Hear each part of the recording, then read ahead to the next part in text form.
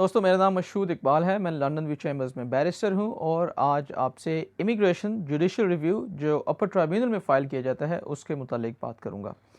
Immigration complicated area of law है। हर थोड़े अरसे बाद इमिग्रेशन कवानीन तब्दील होते रहते हैं। हर महीने, बाज़ औक़ात हर हफ्ते इमिग्रेशन रूल्स की तब्दीली किसी से ढकी छुपी नहीं है।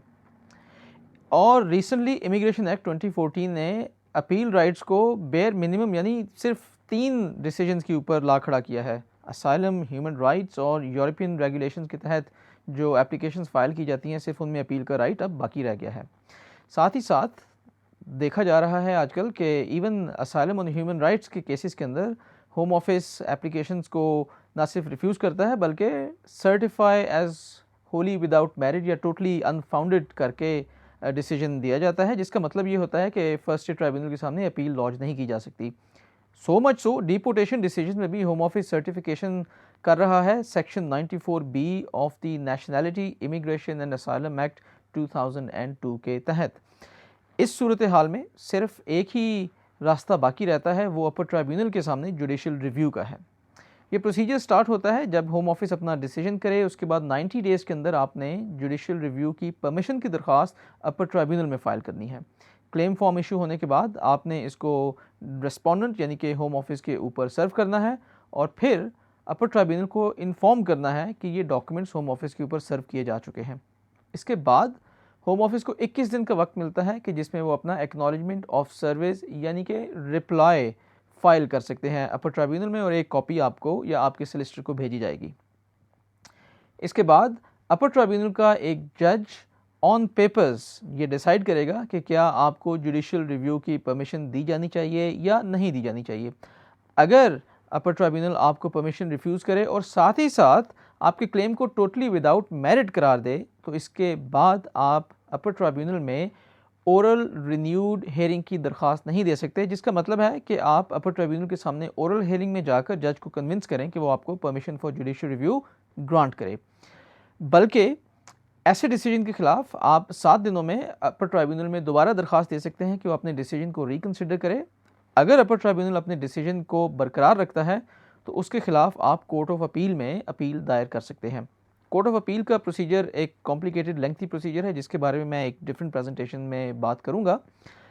दूसरी जानिब अगर अपर ट्राइब्यूनल आपको ऑन पेपर्स परमिशन ग्रांट कर दे तो उसके बाद आपका क्लेम सब्सटेंटिव यानी फुल हेयरिंग के लिए लिस्ट किया जाएगा।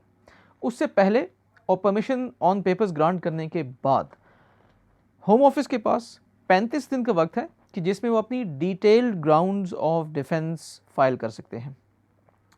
दूसरी जानिब अगर अपर ट्राइब्यूनल आपको ऑन पेपर्स परमिशन देने से इनकार करे लेकिन आपके क्लेम को टोटली विदाउट मेरिट ना करार दे, तो ऐसी सूरत में 9 दिनों के अंदर आप अपर ट्राइब्यूनल में रिन्यूड एप्लीकेशन फाइल कर सकते हैं। इसकी स्पेसिफिक फ़ी है। ये एप्लीकेशन 9 दिनों में फ़ाइल करनी चाहिए और 9 दिन तब से शुरू होते हैं जब अपर ट्राइब्यूनल का डिसीजन आपको भेजा जाए। ओरल रिन्यूड एप्लीकेशन फ़ाइल होने के बाद आपका बैरिस्टर या आपका सॉलिसिटर एडवोकेट जिसके पास अपर ट्राइब्यूनल की जुडिशियल रिव्यू प्रोसीडिंग्स में पेश होने के राइट्स ऑफ ऑडियंस होते हैं, वो आपके बिहाफ पर लीगल रिप्रेजेंटेशन या ओरल सबमिशंस करता है। अपर ट्राइब्यूनल की जुडिशियल रिव्यू प्रोसीडिंग्स में आपको एविडेंस देने का इख्तियार नहीं है, क्योंकि ऐसी प्रोसीडिंग्स में अपर ट्राइब्यूनल होम ऑफिस के डिसीजन मेकिंग प्रोसेस को चेक करता है, ना कि मेरिट्स ऑफ अपील को। अगर ओरल हेयरिंग में अपर ट्राइब्यूनल आपको परमिशन ग्रांट कर दे तो फिर आपका क्लेम सब्सटेंटिव हेयरिंग के लिए लिस्ट होता है और दोबारा से 35 दिन का वक्त होम ऑफिस को मिलता है कि वो अपना detail grounds of defence file कर सकें। अगर आपको अपर ट्राइब्यूनल ओरल हेयरिंग में परमिशन रिफ्यूज़ कर दे तो फिर आप अपर ट्राइब्यूनल के सामने ही अपर ट्राइब्यूनल को दरख्वास्त दे सकते हैं कि वो आपको कोर्ट ऑफ अपील में अपील की परमिशन दे।